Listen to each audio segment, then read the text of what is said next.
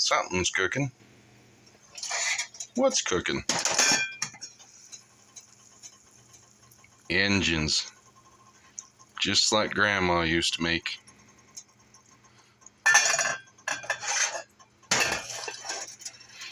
Old guy told me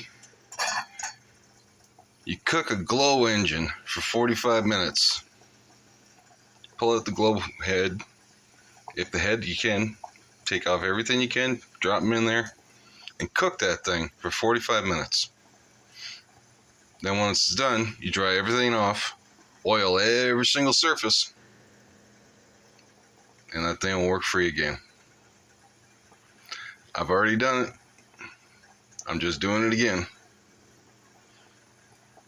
Sometimes those little guys know exactly what they're doing. Turns out castor oil from the fuel cooks up, builds up, and stiffens up, seizes up. Sometimes works.